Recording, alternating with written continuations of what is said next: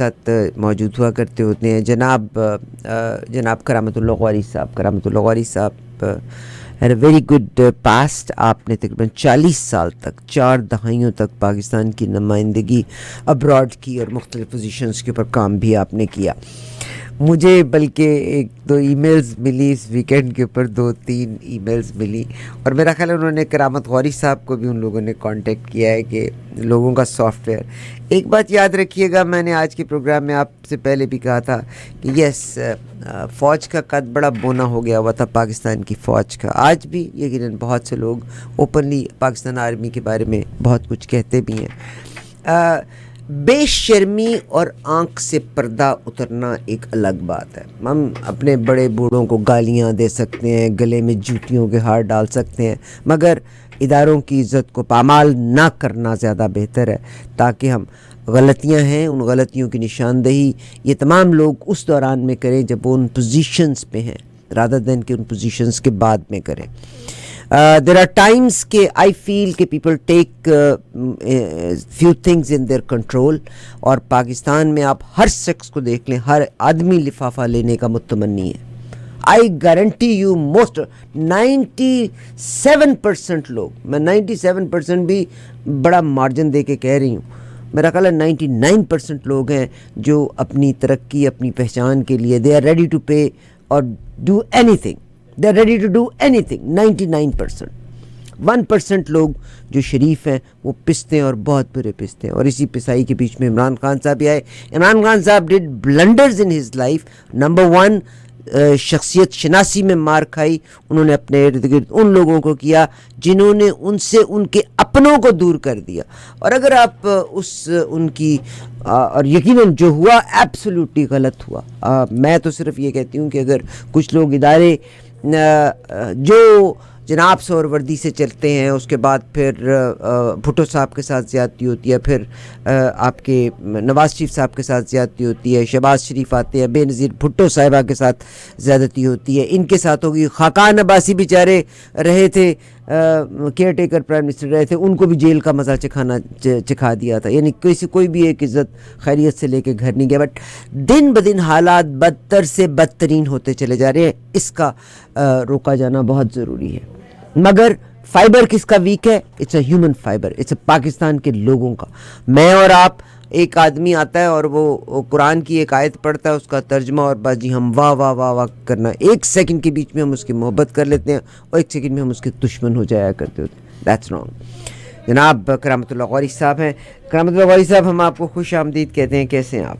शुक्रिया आरिफा, मैं ठीक हूँ। बहुत शुक्रिया। एक कते के साथ हम आपकी शुरू करेंगे, मगर मैंने आपसे कहा ना कि मुझे भी एक पोएम आज मिल गई। ज़ाहिर है मेरी किसी के साथ फेवर्स नहीं है। आज मेरा एक इंटरव्यू, और मैं हर बंदे से रिक्वेस्ट करती हूँ उस इंटरव्यू को ज़रूर सुनिएगा। ये सरदार जुल्फ़िकार खोसा साहब का इंटरव्यू है। अगर तो आपकी पार्टी सिर्फ पाकिस्तान है तो मैं गारंटी करती हूँ कि आपको उस इंटरव्यू में चंद बातें बहुत अच्छी लगेंगी। मगर अगर आपकी पार्टी पीपल्स पार्टी है, या मुस्लिम लीग है, या जमात इस्लाम ये है, तहरीक इंसाफ है, तो देन डेफिनेटली आपको उसमें किसी न किसी चीज़ की बू आएगी। मगर अगर आप इफ़ यू लव पाकिस्तान तो यकीनन आपको वो मुलाकात, वो बात, ही एग्रीड टू एवरीथिंग। सर, एक जो मेरे सामने एक गुजरा, वो कहते हैं नंगी चादर तान के सौं गए, मालक चोर पछाण के सौं गए, लुटण वालियां रज के लुटिया, लुटन वाले रज के लुटिया ते जागण वाले जान के सौ गए। यानी हम सब ने अच्छी तरह से वो न सब ने पीती तुबका मैं तो पीती बाटे नाल, पूरी की पूरी कौम ने बाटे के साथ पिया हुआ। जी सर। आरफा, बात तो सच है, अगरचे बात रुसवाई की है। तो तुमने जो बात शुरू की है उसी पर मैंने अभी परसों ये कथा कहा था, वो सुन लो। जी सर। फूंको जो सूर तब भी न उठेगी कौम कज। क्या बात है, फूंको जो सूर तब भी न उठेगी कौम कज। गफलत शार लोगों की है कीमिया जुदा। क्या बात है, गफलत शार लोगों की है कीमिया जुदा। गफलत शार लोगों की है कीमिया जुदा, आदर्श इनके रहजनो चोरो डकैत हैं। آدرش ان کے رہزن و چور و ڈکیت ہیں، یہ زر کو پوچھتے ہیں وہی ان کا ہے خدا. یہ زر کو پوچھتے ہیں وہی ہے ان کا، وہی ان کا ہے خدا. تو پاکستان کے یہ تباہی کیوں ہے؟ دیکھو، تباہی اس وجہ سے ہے کہ ایک تو ہم نے آزادی کے روح کو نہیں پہچانا. آزادی کی حفاظت کوئی بھنگڑا ڈالنے سے یا رقص کرنے سے یا سڑکوں پر دیوانہ وار پھرنے سے یا بھاگنے سے نہیں ہوتی. آزادی کی حفاظت قوم کے کردار سے ہوتی ہے. مثال لیں، ہمارے سامنے ہے ابھی 6 اگست کو ہیروشیما پر ایٹم بم گرائے جانے کی برسی منائی گئی، اینیورسری منائی گئی. 6 اگست کو ہیروشیما پر بم پھینکا تھا اور 3 دن کے بعد 9 اگست کو ناگاساکی پر بم پھینکا تھا. امریکہ اپنی نئی ایجاد کو آزمانا چاہ رہا تھا، لیکن اصل آزمائش جاپانی قوم کے کردار کی ہوئی، ان کے استقامت کی ہوئی. کتنے لوگ مارے گئے تھے؟ 3.5 لاکھ. اور جو رہ گئے تھے ان کا جینیٹک میک اپ چینج ہوا. 3.5 لاکھ بے گناہ شہری ہلاک ہوئے تھے. میں نے اس سانحے کے 35 برس بعد ہیروشیما میں ان لوگوں کو دیکھا جو اس وقت بھی اس ایٹم بم کے اثرات سے معذور تھے. کس طرح سے کس پیمانے پر تباہی ہوئی ہے. جاپان کو نیست و نابود کرنے کی کوشش کی گئی تھی، لیکن جاپان پھر بھی کھڑا ہو گیا. اور یہ وہ ملک ہے جس کے پاس قدرتی وسائل نام کی کوئی شے ہی نہیں ہے سوائے چاول اگانے کے. جاپانیوں کے پاس اور کوئی معدنی وسیلہ ہے ہی نہیں، لیکن وہ اپنی تباہی اور بربادی کے 20 برس کے بعد دنیا کی دوسری بڑی معاشی طاقت بن چکا تھا. کیوں؟ وطن سے محبت، سرفروشی کا جذبہ اور دیانتداری. سب سے بڑی چیز جو ہے نا، جو پاکستانی قوم کے کردار میں which is so obvious, which is so conspicuous by its absence، وہ ہے دیانتداری، ایمانداری. ہم پوری قوم بے ایمان ہو چکی ہے. وہ جو میں نے ابھی خطے میں کہا ہے کہ پورے ملک میں زر کی پرستش ہو رہی ہے. تو ہم یہ دیکھ سکتے ہیں کہ وہ جنہوں نے ملک کو لوٹا، جنہوں نے ملک کی دولت لوٹ کر بیرون ملک منتقل کر دی، وہ آج بھی قوم ان کو سروں پر اٹھائے ہوئے ہے. اور وہ شخص جو قوم کی تقدیر قوم نے نہیں سروں پہ اٹھایا ہوا انہیں، یہ چند لوگ. دیکھیے جب کوئی زیادتی ہوتی ہے، وہ لوگ بھی تو قومی سے ہے نا.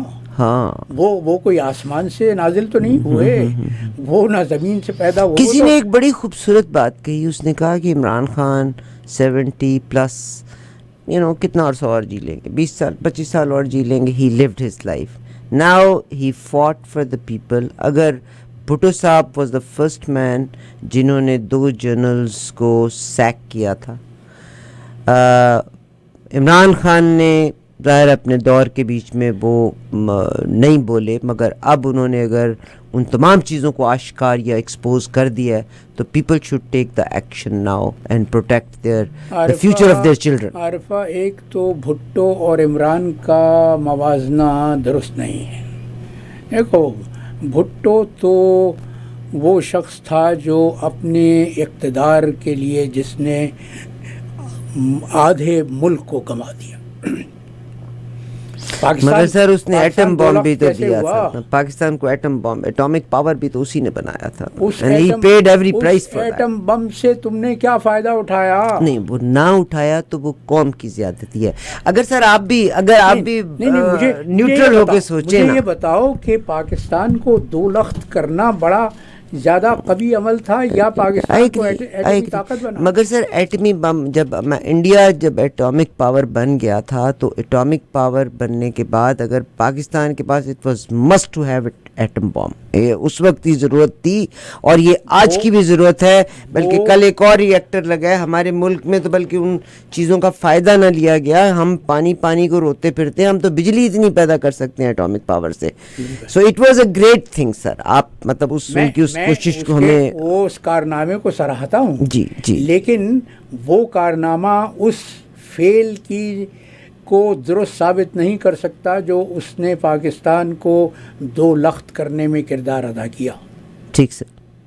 مگر سر عمران خان صاحب نے بھی جو ایک غلطی کی کہ جب انہوں نے چھوڑا تھا ان کو نمبر ایک تو شخصیت شناسی نہیں تھی، نمبر دو انہوں نے اپنے ارد گرد اشخاص ایسے کر لیے تھے جو پلانٹڈ تھے اگینسٹ ہم، جنہوں نے ان کو took them into the ditch. میں مانتا ہوں کہ عمران کے کردار میں یہ جھول ہے، یہ کمی ہے جی جو ایک لیڈر میں نہیں ہونی چاہیے. جی سر. لیکن کیا اس کے کردار کی یہ کمزوری اس بات کی اجازت دیتی ہے کہ فوج اس کا تختہ الٹ دے اور تختہ الٹ کر انہی لوگوں کو برسر اقتدار کر دے جو پاکستان کو لوٹنے اور برباد کرنے کے ذمہ دار ہیں؟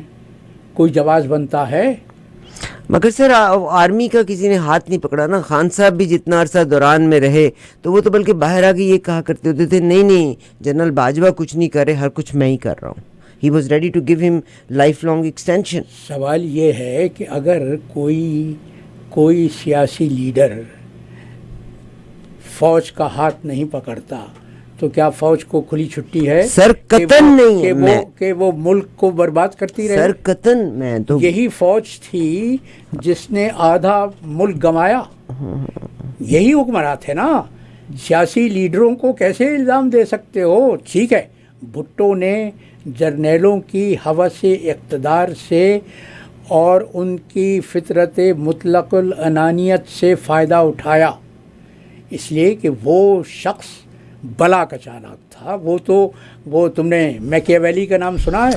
میکیاویلی نے جو ایک کتاب لکھی ہے پرنس، جو یورپ میں نشأت ثانیہ کے زمانے میں لکھی گئی، وہ پرنس کو کہتے ہیں کہ یہ اقتدار کے خواہش مند لوگوں کے لیے بائبل ہے. اس میں وہ کیا کہتا ہے؟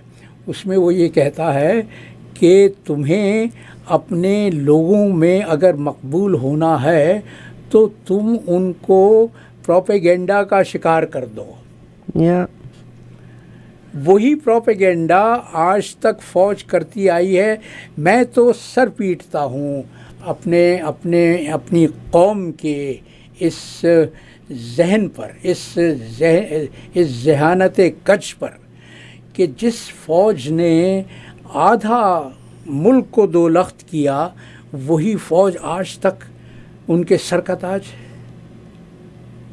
کوئی جواز بنتا ہے؟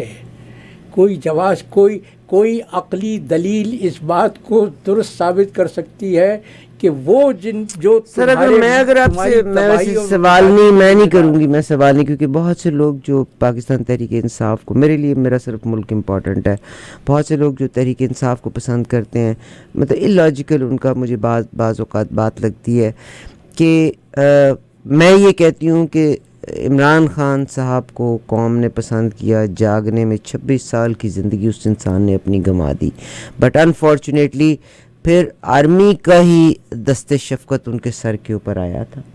ٹھیک ہے، یس، جب آرمی نے دیکھا کہ اب تو یہ بہت ہی فتح لیتے چلے جا رہے ہیں تو انہوں نے آخر میں آ کے ان کے ریزلٹس کو چینج کیا تھا. یہ شاید انہوں نے 125 سے 126 سیٹیں لے لینی تھی، انہوں نے کچھ ریزلٹس کو رات میں بدلا تھا. ٹھیک ہے، تو پولیٹیشین سر، میں نے اپنی جتنی ہوش سنبھالی، پولیٹیشنز نے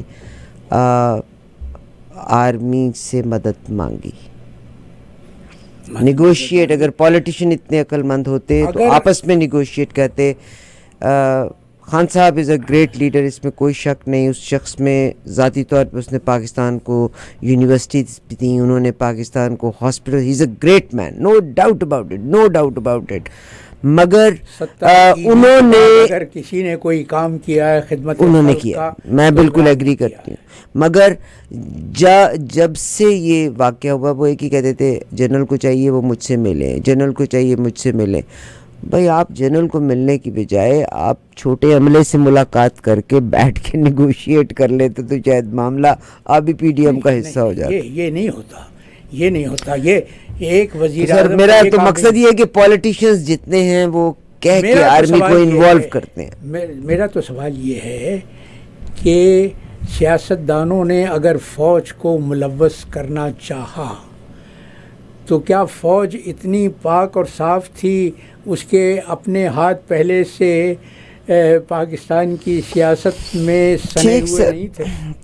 ٹھیک سر مگر سر یہ تو تاریخ شروع ہوتی ہے 1958 سے، جب ملک میں کوئی ایسی صورتحال نہیں تھی جس پر مارشل لاء لگانے کا جواز پیدا ہوتا. ٹھیک سر مگر سر اب کا کیا سینیریو آپ کو آگے کیا نظر آتا ہے؟ میں تو ہمیشہ سے کہتی رہی ہوں کہ 2023 میں الیکشن تو نہیں ہوں گے. نہیں اب تو تمام تر تیاریاں الیکشنز کو اگلے 2-3 سال تک مؤخر کرنے کے لیے ہو رہی ہیں. دیکھو، ایک تو اس حکومت نے جو قوم کی نمائندگی نہیں کرتی، اس نے گزشتہ 5 دنوں میں 54 نئے قوانین پاس کرا منظور کیے ہیں. ایک کٹ پتلی حکومت نے جس کی ڈوریاں GHQ کے جرنیلوں کے ہاتھوں میں ہیں اور وہ ان کو کٹ پتلیوں کی طرح سے نچا رہے ہیں، 54 نئے قوانین پاس کیے ہیں. ان میں ایک انوکھی بات یہ ہوئی ہے کہ نگراں، اول تو یہ جو نگراں حکومت کا جو تصور ہے نا، یہ جمہوریت کی نفی کرتا ہے.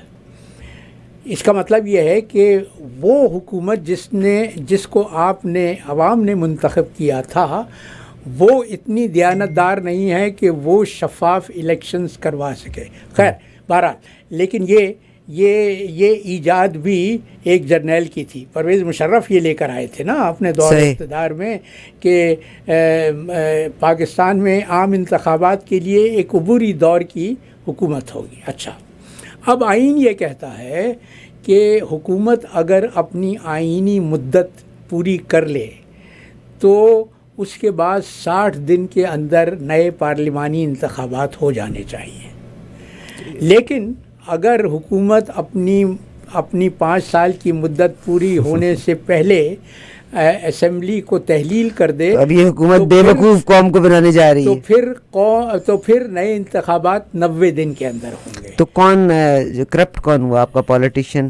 لوگوں کو بے وقوف بنانے کے لیے 5 دن پہلے یہ جا رہے ہیں. میں یہ تھوڑی کہہ رہا ہوں کہ پولیٹیشین کرپٹ نہیں ہے، اور وہ تو قوم کی نادانی سے فائدہ اٹھاتے ہیں، وہ تو قوم کی اس کمزوری سے فائدہ اٹھاتے ہیں کہ جو بھی برسر اقتدار ہوتا ہے یہ قوم اسی کو پوجنے لگتی ہے. تو اب آئینی مدت 13 اگست کو پوری ہونی ہے اس اسمبلی کی، اس سے 4 دن پہلے 9 اگست کو اسمبلی تحلیل ہو جائے گی. اس کا مطلب یہ ہے کہ آئین کی روح سے اگلے 90 دن میں نئے انتخابات ہو جانے چاہیے. تو مقصد یہ 5 دن پہلے جانے کا مقصد ہے کہ بے وقوف قوم کو یہ بتایا جائے کہ حکومت اپنی آئینی مدت پوری نہیں کر سکی، 4 دن پہلے چلی گئی، تو الیکشن 60 نہیں 90 دن میں 60 کے بجائے 90 دن کے اندر ہوگی. لیکن 90 دن کے اندر انتخابات کروانے کی کسی کی نیت نہیں ہے، نہ اس حکومتی مافیا کی، نہ ان کے سہولت کاروں کی. اصل ہدف یہ ہے کہ جب تک عمران خان کا کوئی حتمی حل نہیں تلاش کر لیا جاتا، اس وقت تک پاکستان کے جمہور کو ان کی بنیادی حق رائے دہی استعمال کرنے کی سہولت نہ دی جائے. اب کیا ہوا ہے؟ اس کے لیے پہلی تیاری تو یہ ہوئی ہے کہ نگراں حکومت کے اختیارات میں توسیع کر دی گئی ہے۔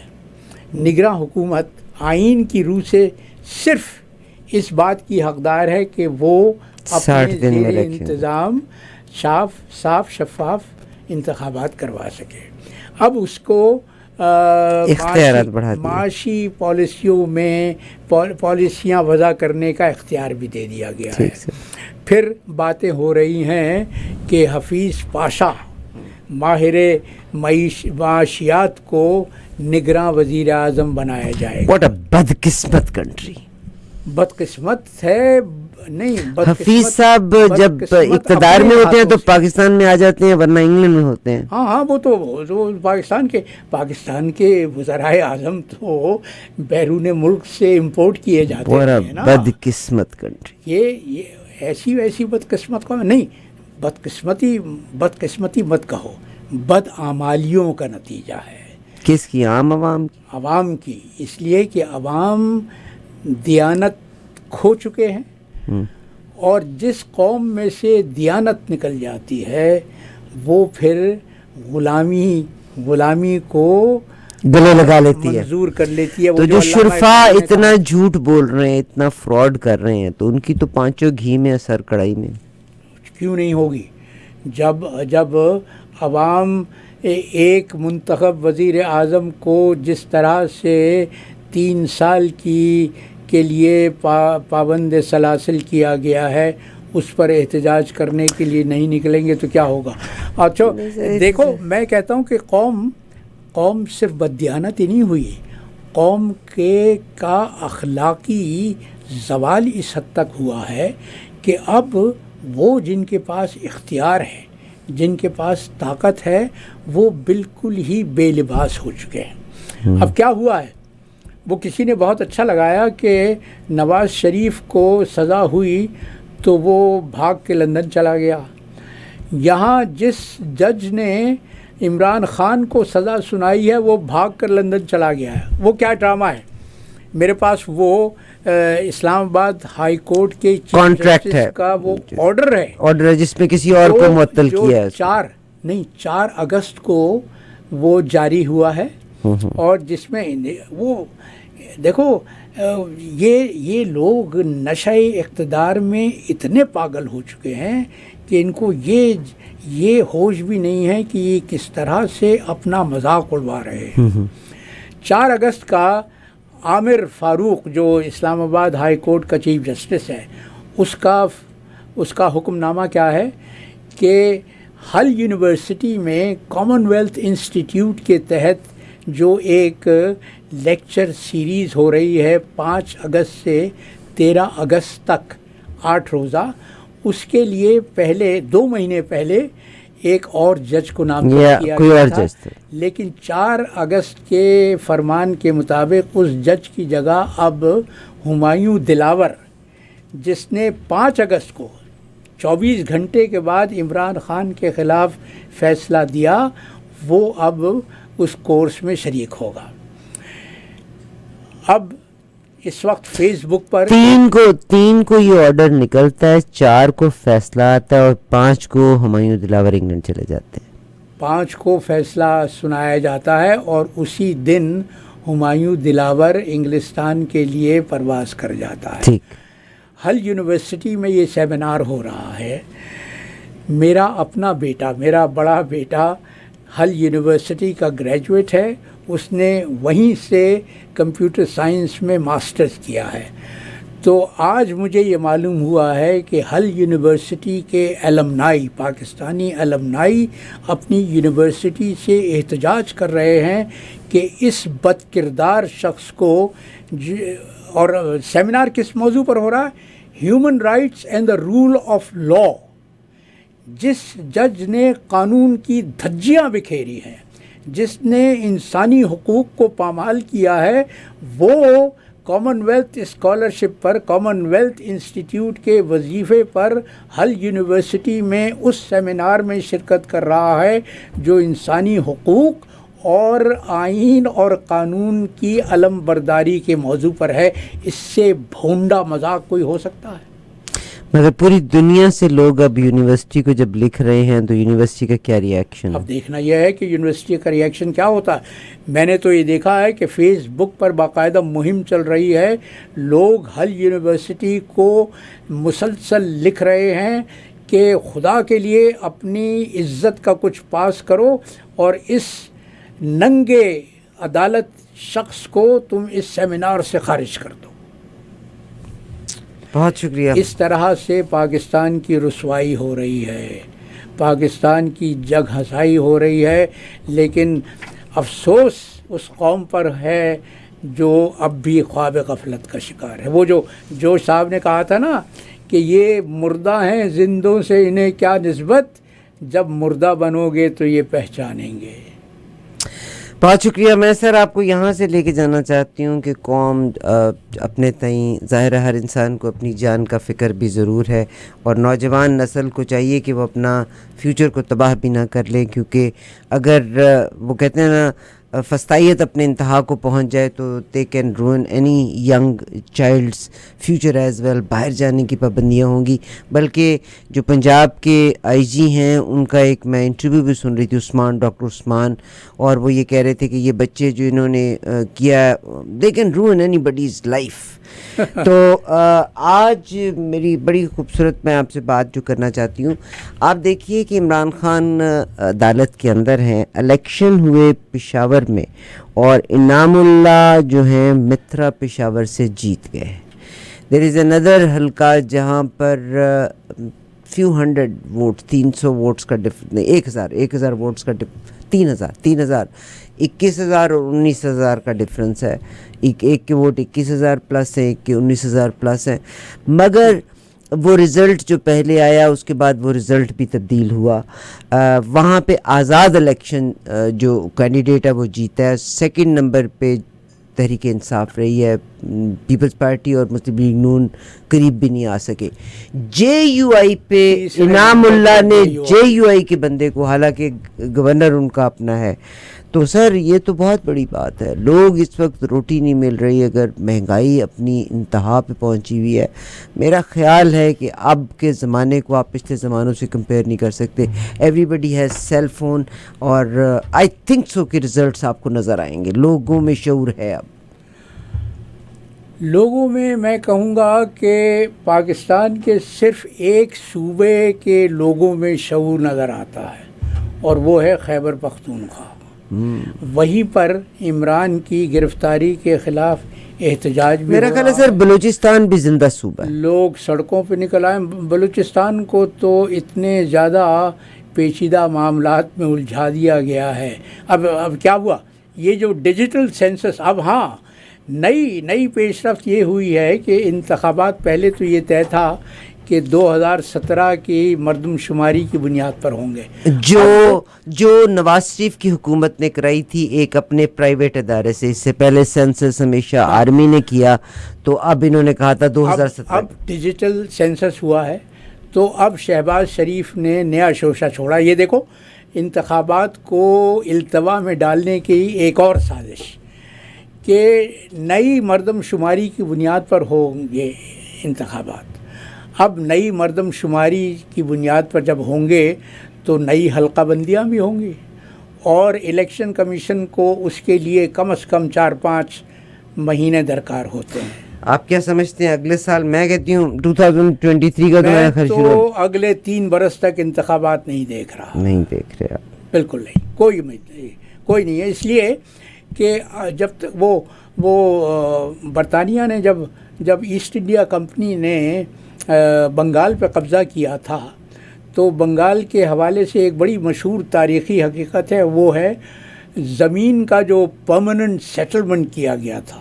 اور وہ کرنے والا کون تھا؟ لارڈ کارن والیس, جو امریکہ سے پٹ کر بھاگا تھا. امریکہ کی جنگ آزادی انہی دنوں میں ہو رہی تھی, وہاں سے وہ پٹ کے بھاگا تھا, اور اس کے بعد اس کو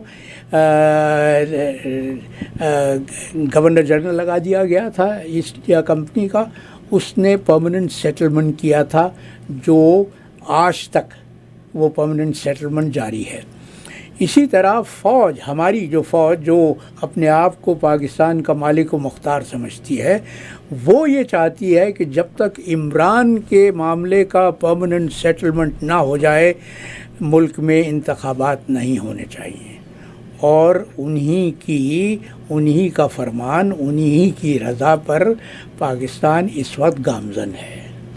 لیکن عمران کا حتمی فیصلہ اب تک ان کی گرفت میں نہیں ہے، کیونکہ آج اگر پاکستانیوں کو تمام تر پابندیوں کے باوجود، اس کے باوجود کہ ملک کا نیوز میڈیا پوری طرح سے خاموش کر دیا، آج تو پوری دنیا سے خبر عمران خان کا نام اڑایا ہوا ہے، ٹو مچ پریشر، دنیا خبریں دے رہی ہے، لیکن مگر پاکستانی ٹیلی ویژن پر نہیں ہے کوئی خبر نہیں۔ مگر سر میں اب آپ کو بتاؤں، میں نے ایک دفعہ پہلے بھی اس بات کا ذکر کیا تھا، 1492 میں آپ کو پتہ ہے کہ اسپین کے اوپر، اندلس کے اوپر حکومت کی تھی مسلمانوں نے ایک عرصے تک، 700 برس، ٹھیک۔ پھر 1492 میں پھر ایک سٹیج ایسی آتی ہے کہ یہ گرنادا، فال آف گرناطہ ہوتا ہے، اس کے بعد مسلمان، اور صرف مسلمان نہیں، یہودیوں نے بھی بڑی، مورز کا آپ نے ذکر سنا ہوگا، اور جتنے اندلس کے مسلمانوں کو مورز کہا جاتا ہے، مسلمانوں کو بھی اور جوش کو بھی، مسلمانوں کو موروسکوس کہا جاتا تھا، اور یہ وہ مسلمان تھے جن کو یا تو زبردستی عیسائی کر لیا جاتا تھا، یا بلکہ اس زمانے میں ایک فتویٰ بھی آ گیا تھا، اور یہ فتویٰ تھا کہ میں مسلمان ہوں مگر میں اپنی شخصیت ہائڈ کر کے میں چھپ کے نماز بھی پڑھ سکتی ہوں، کلمہ بھی بدل گیا تھا، ٹھیک ہے، بدلا نہیں، تقیہ۔ اور اگر اس وقت میں نے کہا کہ ان چیزوں کے بارے میں ہمیں خود بھی علم نہیں تھا، آج ہر انسان کے ہاتھ میں پوری کی پوری دنیا ہے۔ آپ یہ موروسکوس کے بارے میں پڑھ کے دیکھیے گا، یہ جو چاہے وہ پی ڈی ایم ہے، چاہے وہ اسٹیبلشمنٹ ہے، ظاہر ہے جو کوئی بھی ادارہ ہے ہمیں تھوڑا سا لحاظ بھی رکھنا چاہیے، وہ لاکھ لوگوں کو زبردستی ان سے بیان لینے کے بعد عمران خان سے پرے کر دیں، مگر جو لوگ آنیسٹ ہیں، جن کے دلوں میں فیورز ہیں، وہ فیورز کبھی نہیں بدلتے، ان لوگوں کو اپنی وقتی طور پہ وہ انکیپسول کر لیں گے اپنی مرضی ظاہر کرنے کا موقع تو دیا جائے۔ سوال تو یہ ہے، میں نے سر وہ موروسکوس کا مورس کا جب ذکر کیا تو میرا مقصد یہی تھا کہ جب پھر حالات سازگار ہوئے تھے تو انہوں نے اپنے آپ کو مسلمان پھر ڈکلیئر کر بھی دیا تھا، بہت کم، اس میں سے زیادہ تر مسلمان اور یہودی کرسچنز ہو گئے تھے، ہجرت کر گئے تھے اور جا کر آباد ہوئے تھے، سب سے زیادہ تو مراکش میں آباد ہوئے تھے، اور خلافت عثمانیہ کے جو زیر انصرام علاقے تھے وہاں جا کر بسے تھے، مگر جو رہ گئے تھے، مگر کیونکہ ان کی جائیدادیں وہاں تھی، چیزیں وہاں تھی، جو رہ گئے تھے انہوں نے وقتی طور پر اپنے آپ نے کہا نا کہ باقاعدہ ایک تقیے میں چلے گئے تھے، بٹ لیٹر آن جب حالات بہتر ہوئے، بڑی ٹھیک ٹھاک خون ریز جنگ ہوتی ہے 2 سال، میرا خیال 1570 تک یہ 2 سال جنگ رہی تھی، 2 سال جنگ رہی تھی، مزاحمت جاری رہی تھی، لیکن بہت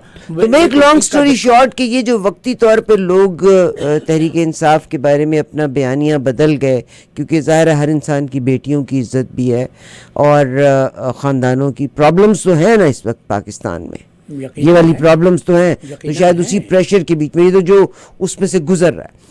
ایک ای میل آپ کو بھی بہت آئی ہوگی، مجھے تو بہت سارا ٹیکسٹ آیا ہے کہ کیا وجہ ہے کہ ہمارے بہت سارے بیوروکریٹ جو پہلے بول بھی دیا کرتے ہوتے تھے وہ اب فوج کے اگینسٹ کیوں نہیں بول رہے؟ فوج کے اگینسٹ بول رہے ہیں، فوج کے سب سے زیادہ جو بول رہے ہیں وہ سابقہ بیوروکریٹس ہی بول رہے ہیں۔ ہم اگر یہ وہ سابقہ بیوروکریٹس ہیں، مگر یہاں پہ ایک میں دیتی ہوں کہ اگر یہ جو سابقہ بیوروکریٹ اگر یہ بھی ملک کے اندر بیٹھے ہوتے ہیں نا تو یقیناً آپ کا بیانیہ بھی کچھ اور ہوتا، وہ تو وہاں پر جب آپ اس قانون میں بیٹھے ہوئے ہیں تو ہر طرح کا ظلم ہے، زیادتی ہے، تعدی ہے، تو ہر شخص کو اپنی عزت عزیز ہوتی ہے۔ یہی تو میں کہہ رہا ہوں کہ یہ قوم کا جو اخلاقی اور تہذیبی زوال ہوا ہے اس پر ماتم کرنے کو دل چاہتا ہے، اور یہ ان کی سرپرستی میں ہو رہا ہے جو اپنے آپ کو پاکستان کی زمینی اور نظریاتی سرحدوں کے محافظ سمجھتے ہیں. بہت شکریہ سر. میں آج کے تناظر میں آپ سے، آپ جانتے بھی ہیں لیڈرز کو، میں آپ سے پوچھنا چاہتی ہوں کہ عمران خان صاحب کے پاس اس وقت چوائس ہے to go to the high court and then to supreme court, اور صدر پاکستان جناب علوی صاحب کے پاس بھی یہ اختیار ہے کہ وہ چاہیں تو ان کی سزا کو معاف کر سکتے ہیں. What do you think? Arif Alvi تو بالکل ہی پیدل ہے، بالکل ہی وہ جو میں لفظ استعمال نہیں کرنا چاہتا لیکن استعمال کرنا پڑے گا. نہ کریں. نہیں، وہ بالکل نیوٹر ہو گئے جس کے لیے اردو کا جو اصطلاح ہے وہ میں استعمال نہیں کرنا چاہتا. وہ علوی صاحب کو بالکل خارج کر دو وہ امکانات سے. واحد آسرا اگر ہے تو سپریم کورٹ پر ہے. لیکن سپریم کورٹ کے متعلق مجھے کوئی خوش فہمی نہیں ہے، اس لیے کہ عمران کے اس سارے مسائل کی ابتدا ہی اس نصف شب کی عدالت عالیہ کے فیصلے سے ہوئی جو رات 12 بجے کھلی، جو رات کو 12 بجے اپنی دکان سجا کر بیٹھ گئے تھے اور فتویٰ صادر کیا تھا کہ یہ جو کچھ بھی اسپیکر نے فیصلہ دیا ہے یہ غلط ہے. اور اسمبلی مگر وہ بڑے بوٹوں والوں نے کرایا تھا نا، بڑے بوٹوں والوں نے کرایا. بیوی یہی تو میں کہتا ہوں کہ وہ تو جب تم مسائل کی جڑ تلاش کرنے چلو تو ہر جڑ جا کر اگر ختم ہوتی ہے تو وہ GHQ پہ ہوتی ہے. تو کھرا کڈن لگو تو کھرا نپڑ لگو تو کھرا ہوتے پہنچتا ہے. سر آپ سے سوال ہے کہ فرض کریں انشاءاللہ ول تو I think so everything revert کر جائے گی، مجھے یقین ہے. بٹ اگر عمران خان صاحب ڈسکوالیفائی کر دیتے ہیں، اور کیونکہ لیول پلے کرنے کے لیے انہوں نے they want to do exactly same what happen to Mian صاحب، تو who will lead Tehreek Insaf? Shah Mahmood Qureshi. I think he is the most dishonest man. اگر دیکھیے وہ تو پھر اب آپ کے ساتھ ہے تو آپ یہ لفظ کہہ رہے ہیں نا. اگر شاہ محمود قریشی کی اگر آپ ہسٹری کو دیکھتے ہیں، again I am nobody to say this, میں تو ان کے پورے خاندان کی تاریخ جانتا ہوں. جنگ آزادی کے موقع کے اوپر یہ وہ خاندان تھا جنہوں نے پیسہ بھی لیا، جنہوں نے زمینیں بھی لیں، اور انہوں نے جو آزادی کی جنگ لڑ رہے تھے ان کی مخبریاں بھی کی. میں نے تمہیں بتایا تھا وہ جو جلیان والا باغ کے سانحے کے بعد پنجاب کے جاگیرداروں اور ان سجادہ نشینوں کی طرف سے ایک مشترکہ خط جو اس وقت کے پنجاب کے لیفٹیننٹ گورنر مائیکل اوڈوائر کو لکھا گیا تھا، اور جس میں یہ کہا گیا تھا کہ سرکار آپ نے ان باغیوں کی جس طرح سے سرکوبی کی وہ بالکل درست کیا، اس لیے کہ ہمارا دین ہمیں یہ تعلیم دیتا ہے کہ اولو العزم کی اطاعت لازمی ہے. اور اس مشترکہ خط پر دستخط کرنے والوں میں شاہ محمود قریشی کے دادا بھی تھے اور یوسف رضا گیلانی کے دادا بھی تھے. بہت شکریہ. تو یہ تو پوری جو پاکستان کی جو اشرافیہ اپنے آپ کو کہتے ہیں یہ تو ملت فروشوں کی اولاد ہیں. صحیح. سر ایک آخری سوال اور اس کے بعد میں آپ سے اجازت چاہوں گی. ضیاء الحق صاحب کو نواز شریف صاحب نے پک کیا تھا، نیچے سے اوپر لے کے آئے تھے. جناب ضیاء الحق صاحب اللہ ان کو جنت الفردوس میں جگہ دے، نحمدہ نصلی علیہ سے شروع کرتے تھے، اور قرآن پاک کے ریفرنسز، ایون انہوں نے جو ریفرینڈم بھی کرایا اس ریفرینڈم کی پروموشن کی گئی تھی کہ ہرے گنبد کو ووٹ ڈالنا ہے، وہ ہرے رنگ تھا جس پہ سٹیمپ لگانی تھی. اس ملک میں اس میں ایک بڑا عجیب و غریب سوال تھا وہ سوال یہ کیا گیا تھا کہ اگر آپ صدر ضیاء الحق کو ووٹ نہیں دیتے تو پھر اس کا مطلب یہ ہے کہ آپ اسلام پاکستان میں نظام اسلام کے نفاذ کے خلاف ہیں. میں وہیں آپ کو لے کے آ رہی ہوں. تو اسلام ہمارا ویک پوائنٹ ہے قرآن پاک کا معنی ہم سمجھیں نہ سمجھیں. ڈو یو تھنک کہ اس وقت جنرل عاصم صاحب کو جب میں دیکھتی ہوں تو اکثر جگہوں پہ قرآن پاک کی ریسیٹیشن کر کے اس کی ترجمے کے اوپر بڑا زور دیتے ہیں. Do you think he feels himself as کہ he can be a replacement اور ہی کین بی اندر ضیاء الحق؟ ان کی خواہش ہوگی یقیناً، اور ان کے آج تک کا کردار اسی بات کی گواہی دے رہا ہے کہ وہ پاکستان کے بے تاج بادشاہ تو ہیں، وہ امیر المومنین بھی بننا چاہ رہے ہیں. بہت شکریہ. آخری سوال میرا آپ سے، سعودی عربیہ کو پاکستان کے ایئرپورٹس، بندرگاہیں، ہر چیز اس حکومت نے لیز پہ دے دی. سعودی عرب کو بھی دیے اور متحدہ عرب امارات کو بھی دی. اب آرمی نے زمین مانگی تھی اور ظاہر ہے سندھ کے بہت سے علاقے میں، بلوچستان کی سائڈ پہ، ہماری سندھ میں بہت ساری زمین ہے جو بنجر بھی پڑی ہوئی ہے.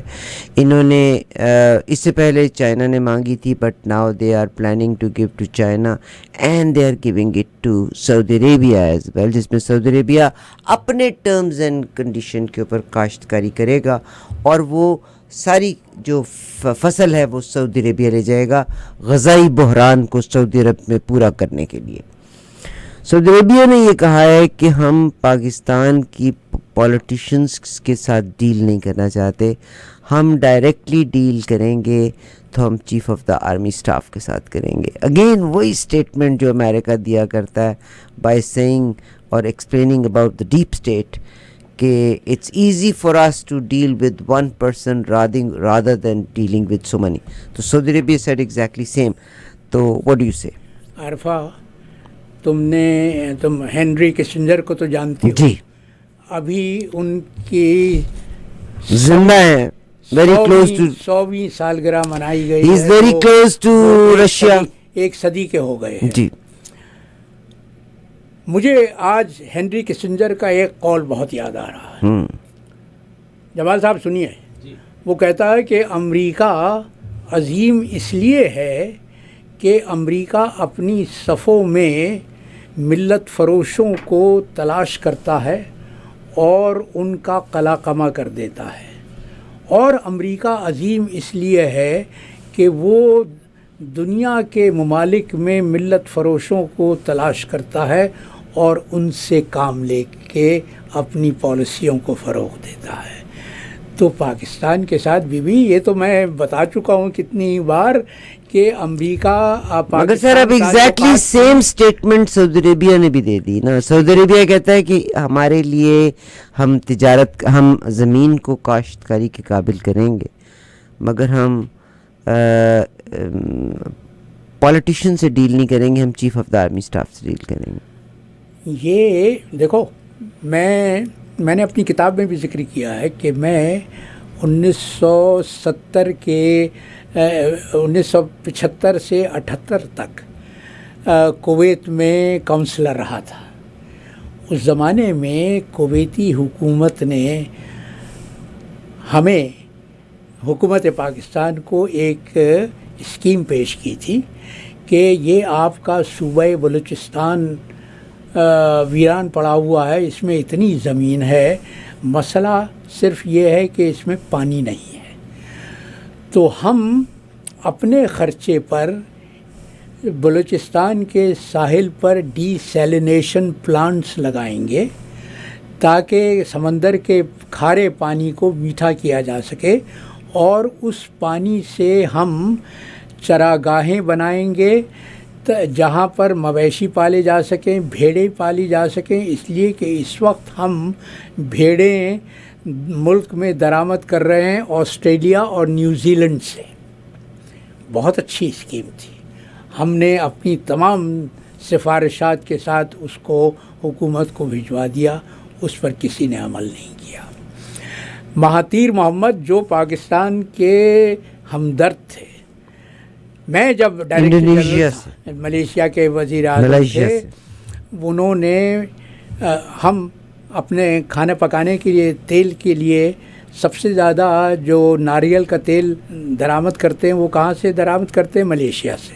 اس لیے کہ دنیا میں کوکونٹ کی سب سے زیادہ پیداوار ملیشیا میں ہوتی ہے.